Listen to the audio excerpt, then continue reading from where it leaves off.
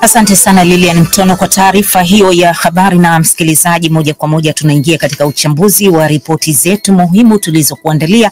Huko nchini Tanzania tutalifuatilia sakata la kufungwa kanisa la Ufufuo na Uzima la Askofu Gwajima ambalo limechukua sura mpya.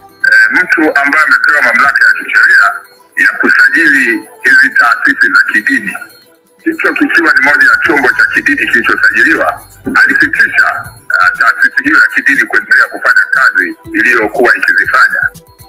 Na nchini Uganda kumetokea jaribio la shambulio la kigaidi, washukiwa wawili wameuawa. Tutakuwa moja kwa moja Kampala kusikia kinachoendelea huko kutoka kwa mwandishi wetu Emmanuel Lubega.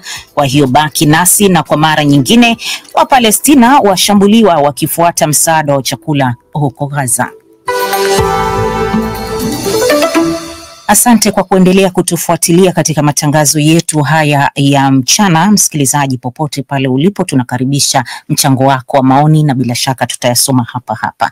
Tuanzie uchambuzi wetu huko nchini Tanzania ambako sakata la kufungwa kwa kanisa la Ufufuo na Uzima linaloongozwa na Askofu Josephat Gwajima limechukua sura mpya baada ya vyombo vya usalama kuzingira kanisa hilo kuanzia jana saa 5 usiku.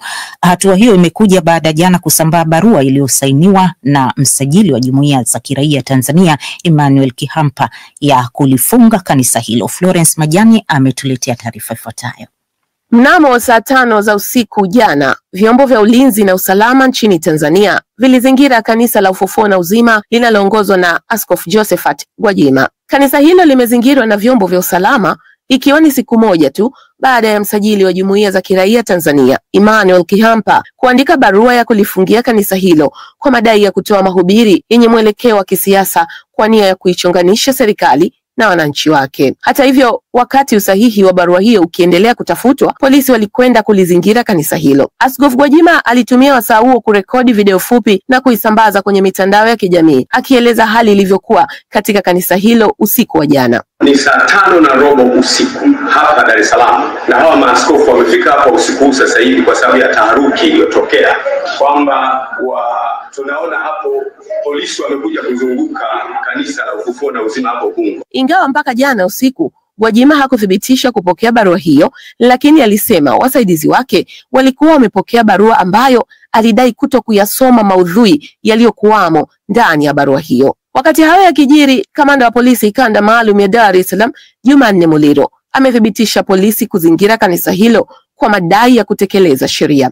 Mtu ambaye amepewa mamlaka ya kisheria ya kusajili hizi taasisi za kidini, hicho kikiwa ni moja ya chombo cha kidini kilichosajiliwa, alifikisha taasisi hiyo ya kidini kuendelea kufanya kazi iliyokuwa ikizifanya. Hayo yote yanajiri baada ya Askofu Gwajima ambaye pia ni mbunge wa jimbo la Kawe Dar es Salaam kupitia chama tawala cha CCM kutoa kauli kwa nyakati tofauti akiishutumu serikali kwa matukio ya utekaji juzi katika ibada ya Jumapili iliyofanyika kwenye kanisa lake. Askofu huyo alisema yeye ni mwana CCM na CCM hakikubali utekaji. Wakati hayo yote yakijiri, waziri wa mambo ya ndani Innocent Bashungwa ameliambia bunge asubuhi ya leo mjini Dodoma ya kwamba serikali itazihakiki taasisi za dini ambazo alidai zinafanya kazi kinyume cha taratibu. Lakini ukifuatilia unakuta hajasajiliwa, ukimgusa anasema serikali inavamia viongozi wa dini.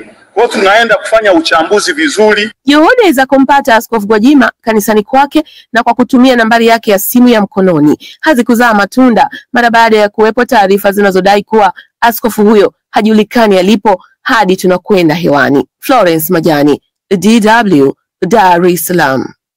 Na ni kuarifu pia msikilizaji kwamba sakata hilo la kanisa la Ufufuo na Uzima linalomwandama Askofu Gwajima ndilo pia tutakapojikita katika mjadala wetu wa leo, na washiriki kwenye mjadala huo watakuwa ni Askofu Bagonza wa kanisa la KKT pamoja na Jerry Muro, huyu alikuwa ni mkuu wa wilaya na kada wa chama cha CCM.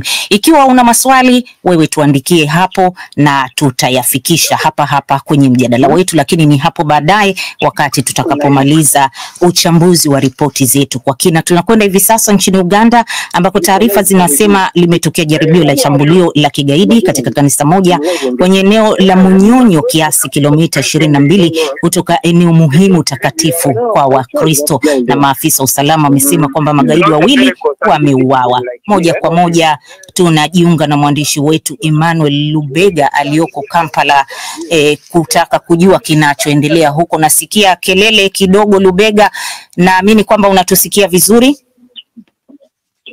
Na kupokea vizuri dadangu kutoka hapa Kampala. Na hali iko vipi moja kwa moja? Hali kwa sasa ilivyo ni kwamba ni hali ya taharuki kufuatia kisa cha asubuhi ya leo, ambapo inadaiwa wale waliokuwa magaidi waliojaribu kuelekea kanisa moja ambapo walikuwa na mahujaji wameuawa. Kwa hivyo hali ya usalama imeimarishwa, lakini hali ni taharuki sehemu zote za mji, na ulinzi zaidi umeongezeka. Kwa mujibu wa doria tunaona kwamba imezidishwa na majeshi na polisi maeneo yote ya mji. Na washukiwa waliouawa mpaka hivi sasa na jeshi wametajwa ni kina nani, wanajulikana? Hadi sasa hawajatajwa majina yao, wanajaribu kubainika vyanzo vyao, lakini huku tukiendelea na hilo ni kwamba vyombo vya usalama vinasema kwamba vimekuwa vikifuatilia, na ndio maana walipokuwa mita 300 kabla ya kufika mahala ambapo wanadhani kwamba ndio ilikuwa lengo lao, basi wakawashambulia na kuwaua. Lubega, kama unanisikia, tumefahamu ulioyazungumza mpaka hivi sasa, lakini mashambulio haya yalikuwa yanawalenga kina nani hasa, kama unanisikia?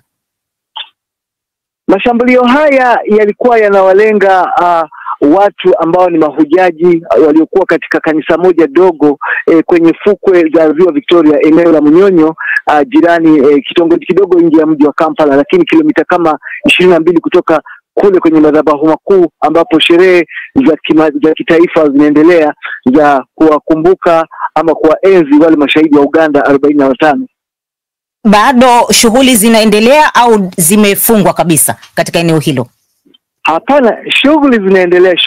Huku upande huu wa Munyonyo shughuli zimefungwa ambapo litokea kisa hiki, lakini upande wa Namgongo ambapo sherehe na ibada zinafanyika katika kanisa la Kianglikani na Kikatoliki, mambo ni kama kawaida, yanaendelea vizuri na kuna utulivu, na hata Rais Museveni mwenyewe anahudhuria. Kuna tarajiwa kutolewa taarifa yoyote kwa hivi karibuni na jeshi la polisi au na vyombo vya usalama kuhusiana na tukio zima? Ndilo jambo tunalotarajia, pengine saa chache zijazo pengine wataweza kutoa taarifa kamili, lakini taarifa za awali walizotoa ni kwamba watu hao wanaonekana ni magaidi waliokuwa wamevalia vesti ambazo zilikuwa na vilipuzi. Tunakushukuru sana Emmanuel Lubega kutoka huko Kampala. Asante kwa taarifa hiyo. Bila shaka baadaye kwenye matangazo yetu tutataka kufahamu zaidi kinachoendelea na kilichojiri huko nchini Uganda. Msikilizaji, ni matangazo ya mchana kutoka hapa idhaa Kiswahili ya DW mjini Bonn, ikiwa ni saa 7:14 kwa saa za huko Afrika Mashariki. DW tunavuma kwa kishindo.